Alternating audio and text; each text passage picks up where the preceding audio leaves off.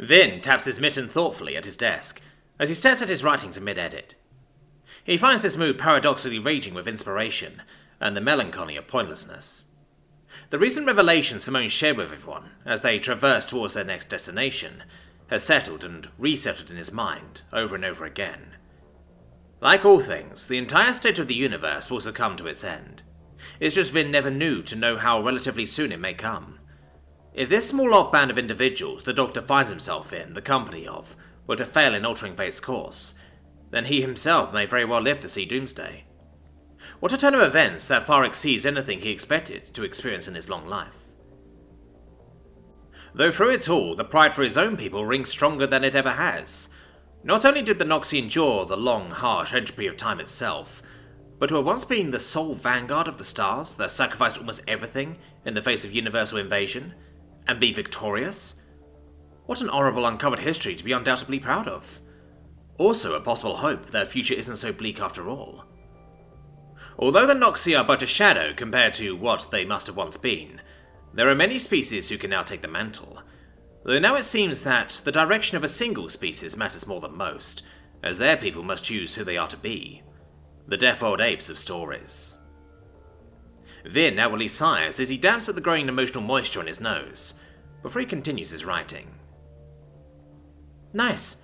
Alright kiddo, one more time, Simone says, as she lifts Jamie back up from under his arms. The boy giggles as his currently open wings flutter in anticipation from the perceived play. With a careful upward toss before kneeling down, Simone sends the toddler up into the air. Keeping her hands up at the ready to catch, she watches as the Manarian's wings instinctively expand out to slow his descent, as if he was a solitary feather. Gently accepting him back into her hands and arms, she stands back up, as her torso is wrapped by the boy's wings. Good job, the Terran praises as she bounces Jamie. What a workout, huh? She chuckles, right before she feels sharp teeth grab onto her thin shirt to protect his shoulder. Bizarre! Bizarre! He warbles out in response. We can eat after I wash up, hun, Simone assures, as she starts to carry him out of the cargo bay. Want us to tell Seven? Miki inquires through gritted sharp teeth, as she struggles against a firm headlock from Nodrin, while the two wrestle out their energy. Sure, thanks. I'll try not to take too long, Simone replies, as she heads up the steps. Letting her go, Nodrin quickly follows Miki in a scramble, as they head towards the messile in a bit of a race. Making it in first, Miki chitters in surprise as she trips up with purpose in a rolling bound to avoid trampling the sudden appearance of the Watafling. With grace, she lands on the table's surface and crashes down over the other side. Before her bombmate can ask if the child is alright, her head peeks back over the table apologetically. SJ, I'm sorry, it's okay? She says in panic. The Wataf hisses in an affirmative low tone. Although a bit wound up, they seem otherwise untouched. Dearest, Nodrin utters, as they stand by the open doorway. I know, I'm at fault. I forgot to consider rushing through doors so carelessly, she replies in their native language, as she rests her upper torso on top of the table. Accepting that she isn't in need of a lecture, Nodrin nods before addressing the child. Are you here for early mealtime? They ask pleasantly. SJ's legs rapidly tap the floor in an excited rhythm as they nod quickly. I see. Is Chuck nearby then? Nodrin lightly questions. SJ nods again, and points one of their small graspers towards the direction of the bridge. Much good, Nodrin responds, before glancing up at their bombmate. I update 7. You accompany SJ for a moment? They say. I do, Miki agrees, wanting to further apologize and make up for her mistake. Crawling up onto the table, the female crab whips her tail. Want to play, SJ? The Watafling considers the offer, but shakes their head before pointing up at the recently placed sketchbook. Ooh, want to draw? I watch, it's okay, Miki figures. To this, SJ nods enthusiastically. While the two start to set up together, Nodrin departs and heads back into the kitchen to meet with the metal individual. Greetings, Nodrin. To what do I owe the pleasure of this visit? Is there a meal request you have? The bard says, as they already have the mid-meal preparation started. Hello. No, Simone and Jamie will be late. Let you know for her, Nodrin informs, before already turning to take their leave. One moment. Since I have you alone, Own, I wish to extend a few questions. You and Miki are almost always together, I'd like your sort of perspective, 7 states. Admittedly a bit nervous being around the metal individual by themselves, Nordrin musters their composure and grants Seven an accepting nod. I try best to answer, but limited. Galactic standard not perfect, they admit. Ah, yes, but your swift comprehension and understanding of GS is rather remarkable. Very few other species are comparable, though I hope the questions I have prove not difficult to answer. Compliment appreciated. GS simple in comparison to grad languages. Blunt, to point. Far less need complex situation inflection. What are questions? The grad replies, as they lean against a wall. What is the basis of your religion and its values? Does traversing the stars bring any conflict? The bot inquires without hesitation. Nordrin takes their time to answer, not because the answer isn't known, but rather wanting to say it as correctly as possible. Oh, it is common grad religion, though unlike what I read of other species' beliefs, it not... entity? Not structured group of testaments of rules. It's vague in design, because to us knowing what, exists outside of what's seen cannot be defined. It is foolish to claim to know in certainty. My beliefs is of the spirits, those who have lived, that they still watch and guide. Their influence is why we are here, the meaning of why, they attempt to explain. So you worship your ancestors as ethereal beings? Seven asks. Worship? No. A few maybe do, but not me. Grad much social, much empathetically connected to each other, in life and death. Passing does not cut connection. Connection simply shifts. Nordrin hopes to clarify. Understood. What makes you so certain that connection remains? That the spirits are in fact reality? Seven continues. Like I said, claiming certainty is foolish. It's feeling in soul and mind I have. Hard to explain as to why. It like... love. The grad responds with a shrug. Love. The endearing affection that spans in a broad spectrum of contexts. I know this emotion. I felt it, but have yet to fully grasp it. Outside the science of the chemical reactions that cause it, of course. Though I have no such chemicals, hence my struggle. I'm not sure why I experience it both scientifically and pragmatically. It's far less sensible than reactionary emotions to express oneself. I want to endure what living means, though I cannot convince myself of a specific faith in spirituality. Yet you say it's akin to love. How strange, the bot informs. Nordrin smiles, relaxing their shoulders a bit as Seven admitting such. Precisely. Faith is a good term for belief in love. It's all act of gamble to surrender sensibly. It's big risk because one cannot know if bad things are to come. We know bad things can happen, sometimes they do. Abandoning reason is not reasonable, Nordrin chuckles, wondering how they are to explain. Faith in people is love, to trust, to allow a soul to be open and vulnerable. Why do this at all? It's not sensible to risk harm to oneself. Seven stares their free orange optical lights at Nordrin, a bit hung up on how to respond. The Grat leans around and looks back through the door to see their bondmate pointing and commenting on SJ's drawings. Everything about Miki is beautiful, from her appearance and soul. Nordrin loves the spark in her eyes when she discovers something new. They also love how her tale feels when weaved with their own, because no matter where they are, even amongst the stars, it's the feeling of home. My life would be much safer if I not confessed to Miki. Much safer. At time I did not expect a life of this adventure. My route home had my secure future, with promise of a content life. Yet once I meet her, I knew my desired place in life. I was at her side. Love pulled me and I allowed it. That risk I made, to leave all that I'd known, and abandoned sense, it never once been regretted. I fell in love, and have been rising in life ever since. That is why I gamble and let go. Enrichment of soul and life. Not guarantee, but if success, it worth all, Nordrin says before looking back to Seven. My belief in spirits much similar, but spirituality not for all, like Miki. But love in all forms is. At least I believe so. Seven remains silent for a moment before replying. Fascinating perspective, Nordrin. I appreciate your input. Glad to have talk, the Grav responds, before exiting the kitchen to return to their bondmate. As the weeks pass on since Simone shared the data involving the Minarians and their potential capability, Chak notices that her red-furred Terran has become more reserved. To be fair, having to sacrifice a fair bit of sleep in taking care of Jamie may be a root cause. However, it's hard to not suspect such heavy information to not be a significant factor.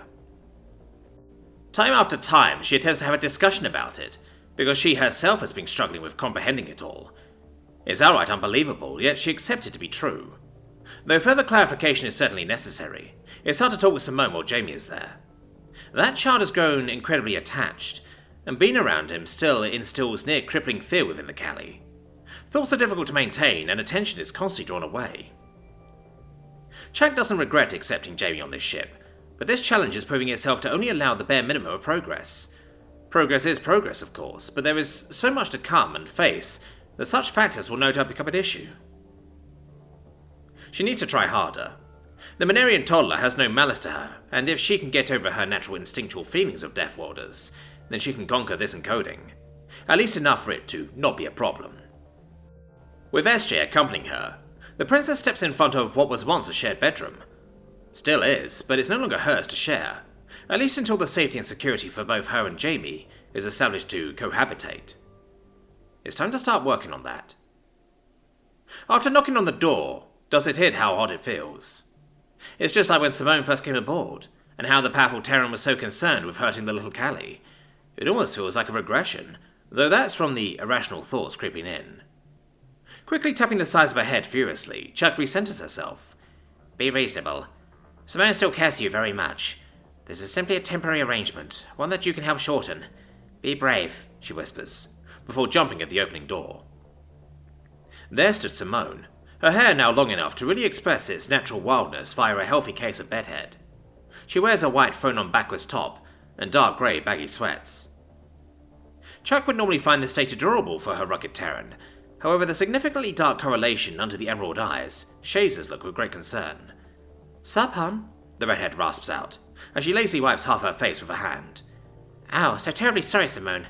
I didn't expect you to be asleep at this time, Chuck chirped, stepping up to get a better look at the Terran's mug.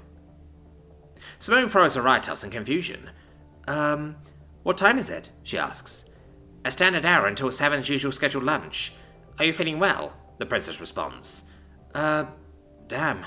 Yeah. I just slept in, I suppose, the Terran says with a shrug. But you attended breakfast, Chuck is quick to point out. Did I? Simone thirdly asks, as a hand moves up to her head fur. Guess I really needed a nap then. Is Jamie here? Chuck says, already knowing the answer from the faint sounds coming from the room. Smirking, Simone turns to the side to reveal the toddler nestled on the end of the bed, watching cartoons, with the volume turned down so low that Chuck can barely pick up on the acted voices and music. Sure is. He doesn't need the amount of sleep I do, so to keep him entertained while I try to catch up. Yeah, the redhead explains. Is it not always effective? Chuck says, as one of her lowers reaches up to rest just under Simone's eye. That obvious? The Terran sheepishly chuckled. Very, the Callie confirms with a bounce. Exhaling out of her nostrils, Simone rubs the back of her neck. Yeah, he's like a needy cat, always on the move and has no fear in waking me for anything that pops into his little brain. He's getting a bit better though. I think he's starting to kinda understand a few words and context from the cartoons, so it keeps him engaged a bit more. Small victories and all that, she says, before eyeing the word tough, looking up in interest at the flashing lights of the cartoon. Reaching down, she pats the side of his little head. Come on in, kiddo. You can watch it too, she invites. Immediately, SJ scurries down the side of the Callie before dashing over and up the bed, next to a warbling Jamie. The two parents take a moment to watch, thankful that the two are getting along so well. Though Chuck admittedly wishes that approaching Jamie like that was easy for her. So, what's up? Is there an update to our ETA?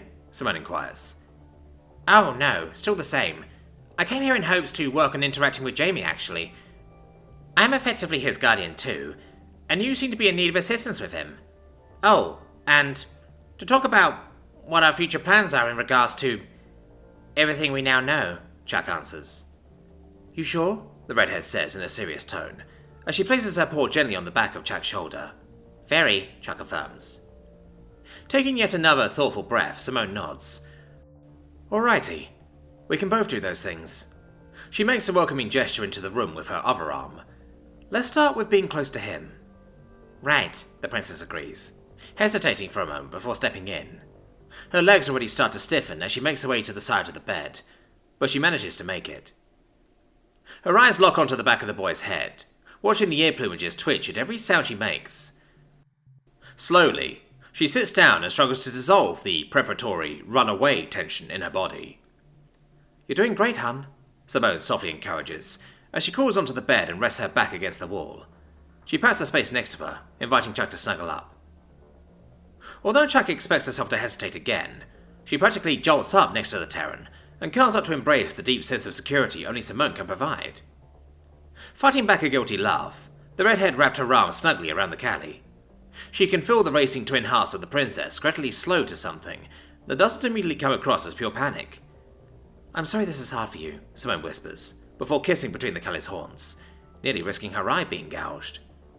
"It's not easy for you either," Chuck responds, "though I'll admit I dearly miss this. You holding me while we watched media together?"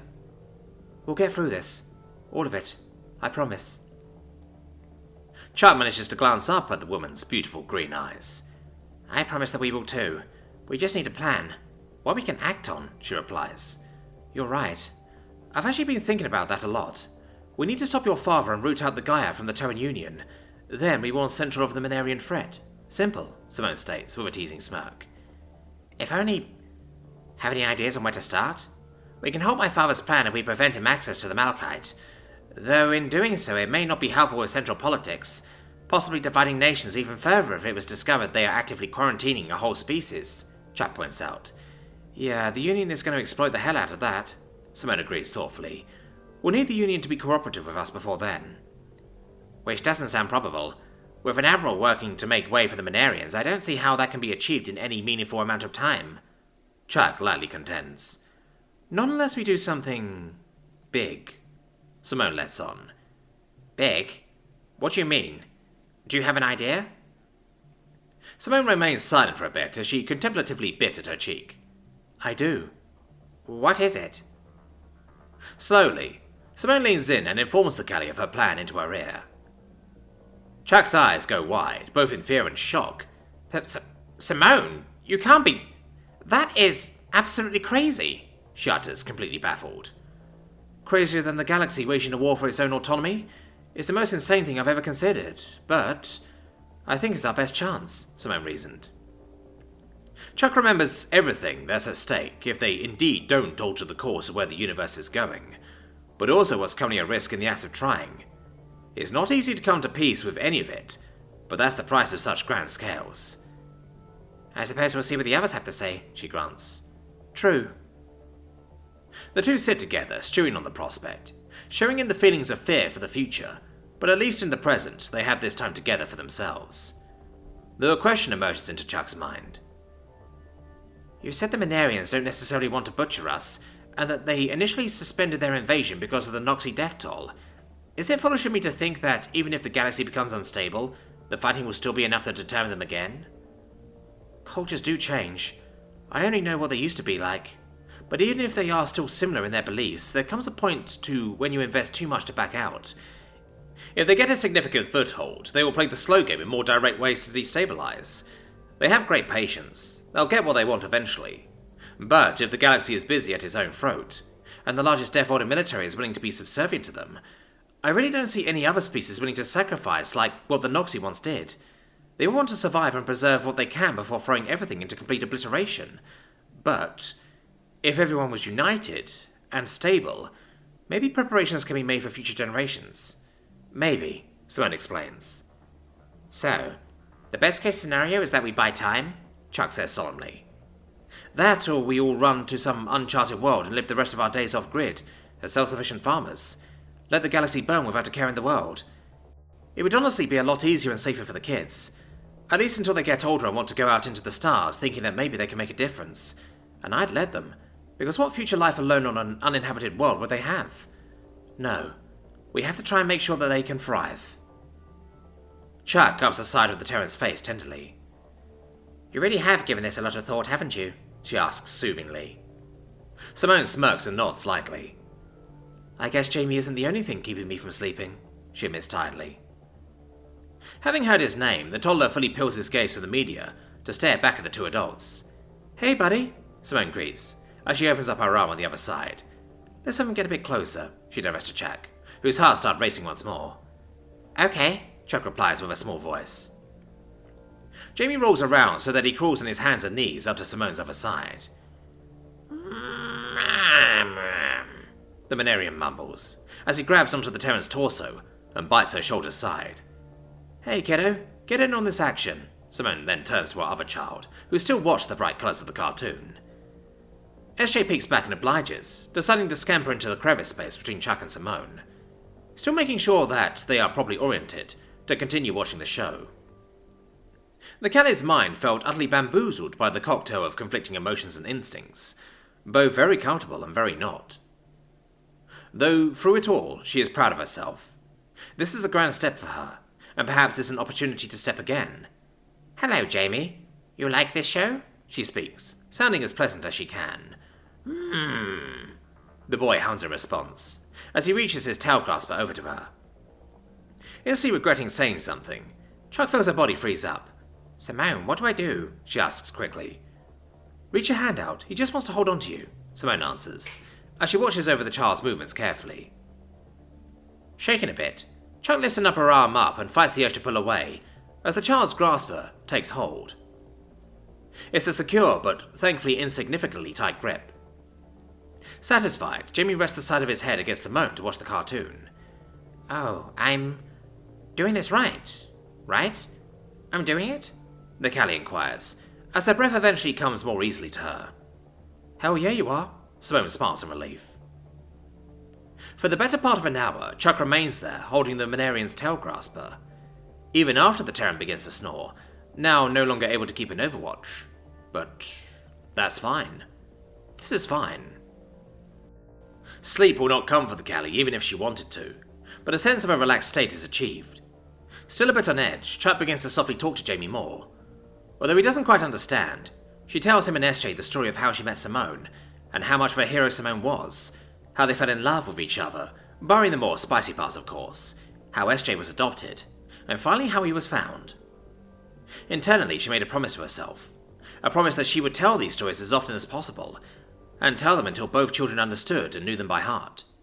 Because even if the worst were to happen to their parents, they will know of hope. They will understand that their lives and choices will matter. That they matter.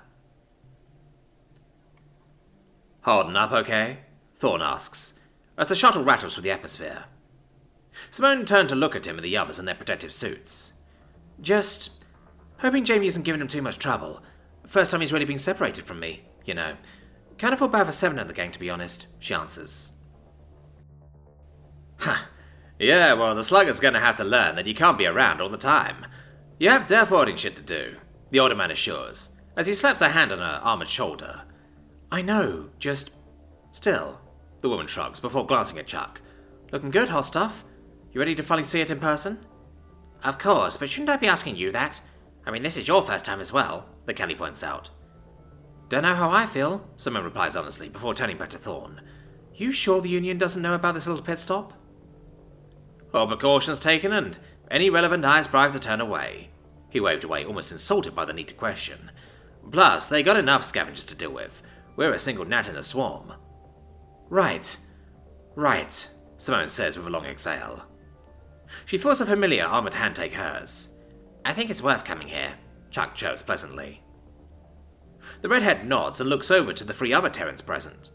Troy and Brandy stood up next to a large, hovering rectangular steel container, while Devin monitored the shuttle and the area scans around it.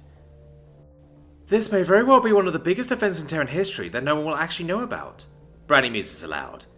Hey, we'll know, Troy pointed out, with a playful press of his fist into Brandy's arm. Fair, I guess, she responds with a very vocal eye roll.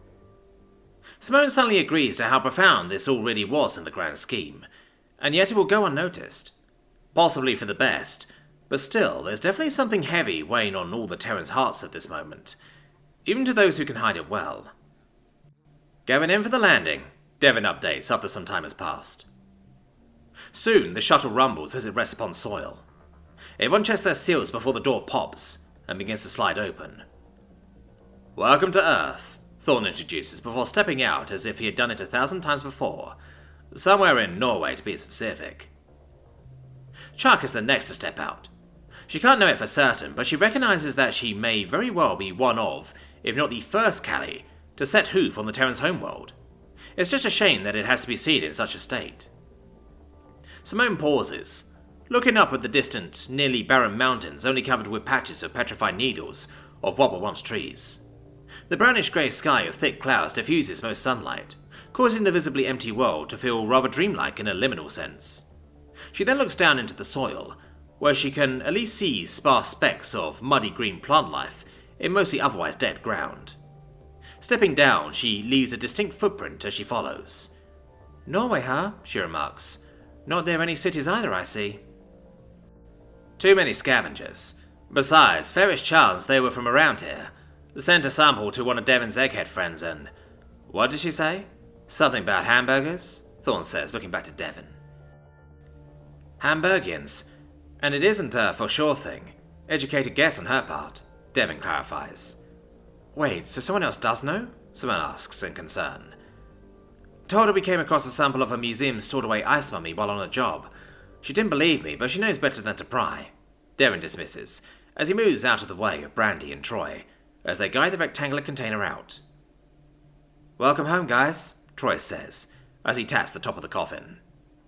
Smirking, Simone gazes across the landscape once more before landing on Chuck. "Are you alright?" the Callie is first to ask. "Dunno, but I'm ready to dig a hole." The hovering coffin slowly drifts Nee and Dov down together amidst the soil they came from. As it starts to be buried, Chuck takes hold of Simone's hand again.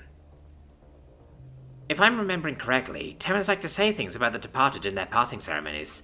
Is that applicable here?" she inquires softly. "Maybe, but I'm not sure what to say.